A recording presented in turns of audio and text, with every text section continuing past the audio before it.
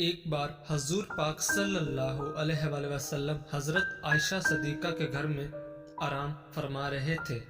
اس دن نبی کریم بہت خوش تھے، بہت خوشگوار موڈ میں تھے، بڑی بشاش سی طبیعت تھی۔ حضرت عائشہ صدیقہ جب آپ کے پاس تشریف لائی تو آپ صلی اللہ علیہ وآلہ وسلم نے مسکرا کر فرمایا، اے عائشہ مانگو آج جو مانگنا ہے۔ جب حضرت عائشہ صدیقہ نے دیکھا کہ آقا کریم بہت خوش ہیں، آج مانگو تو کیا مانگو، اب آپ سوچ میں پڑ گئی کہ یہ مانگو تو یہ چھوڑتا ہے، یہ مانگو تو یہ چھوڑتا ہے، کچھ ایسا مانگو کہ جس میں سب آ جائے۔ اب اسی سوچ میں گم ہو گئی مگر نتیجہ نہ نکال پائیں، تو پھر انہوں نے کہا کہ یا رسول اللہ، کیا مجھے اس بات کی اجازت ہے کہ میں کسی سے مشورہ کر لوں؟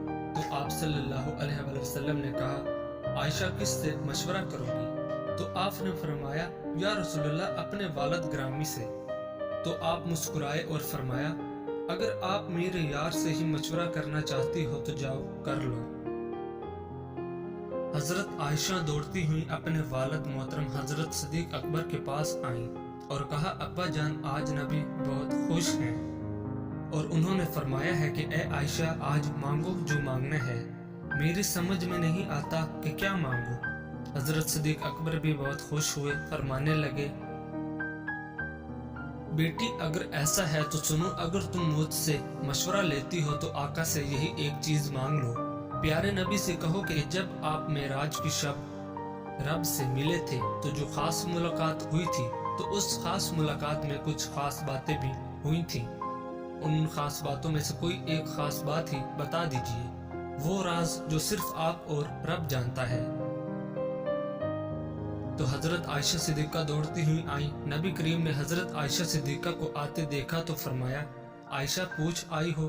کیا فرمایا میرے یار غار نے؟ کہنے لگی، جی ہاں پوچھ آئی ہوں یا رسول اللہ، بس وہ جو آپ معراج پر گئے تھے تو اللہ سے جو خاص ملاقات ہوئی تھی،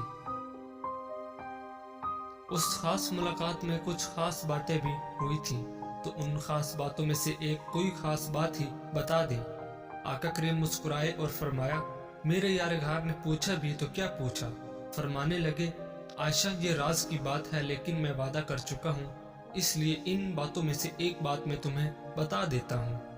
تمام جہانوں کے رب نے مجھ سے فرمایا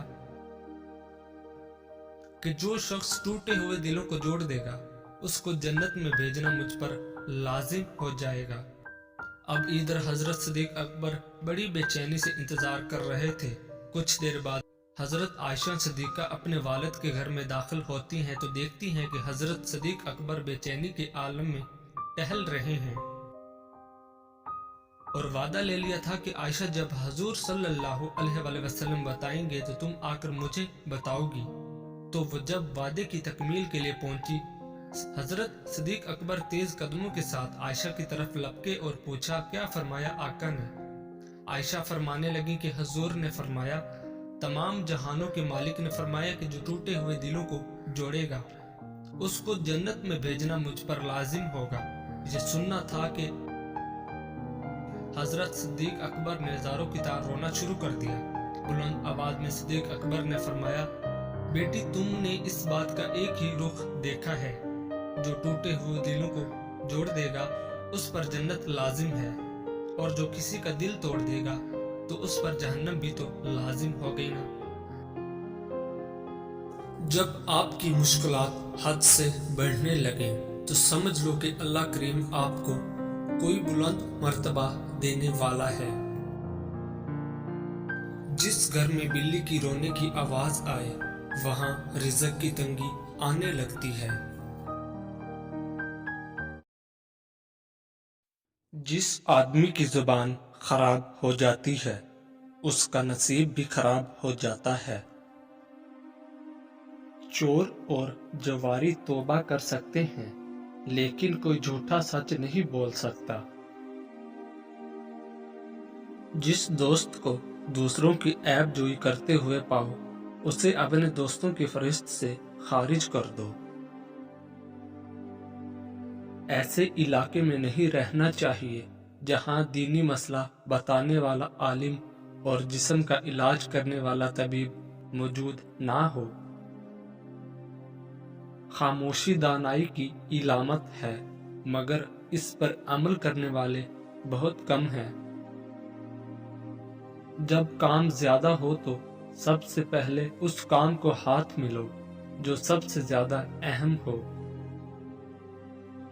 انسانوں کو قابو میں رکھنا جانوروں کو قابو میں رکھنے سے کہیں زیادہ مشکل ہے۔ اپنا کردار بنانے میں اتنا مشغول ہو جاؤ کہ دوسرے پر تنقید کرنے کا وقت ہی نہ ملے۔ جدوجہد سے ہر مشکل آسان ہوتی ہے اور محنت و مشقت سے ہر بند دروازہ کھل جاتا ہے۔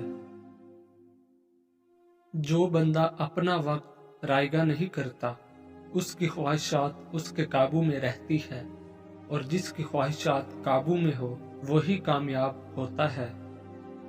اگر آپ ہر وقت مسلسل اسی کے بارے میں سوچ رہے ہو تو یہ کائنات کی جانب سے اس بات کی نشانی ہے وہ بھی آپ کو بہت زیادہ یاد کر رہا ہے۔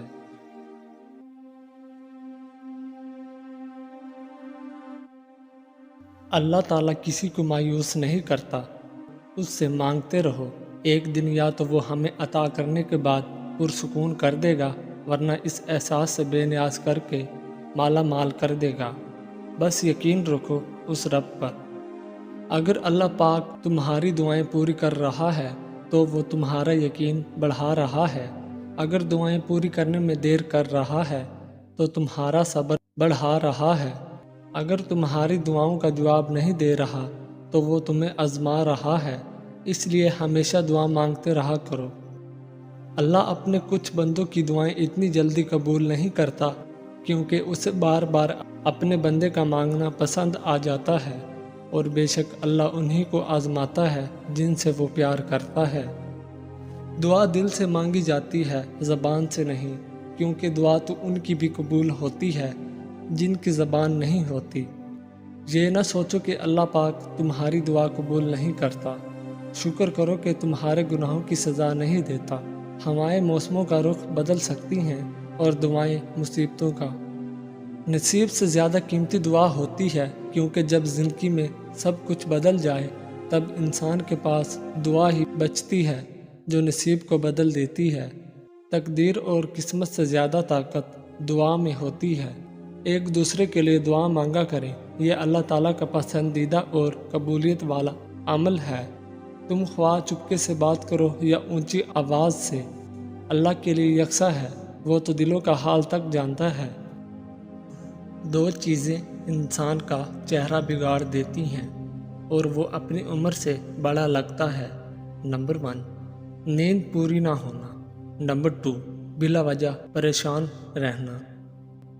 حضرت محمد صلی اللہ علیہ وآلہ وسلم نے ارشاد فرمایا، جو آدمی گھر میں داخل ہوتے وقت 3 باتوں کا اہتمام کرے، یعنی گھر میں داخل ہوتے وقت السلام علیکم ورحمۃ اللہ کہے، خواہ سامنے کوئی موجود ہو یا نہ ہو، اس کے بعد 1 مرتبہ سورۃ اخلاص پڑھے، پھر مجھ پر 1 مرتبہ درود بھیجے، گھر میں رزق دروازے توڑ کر آئے گا۔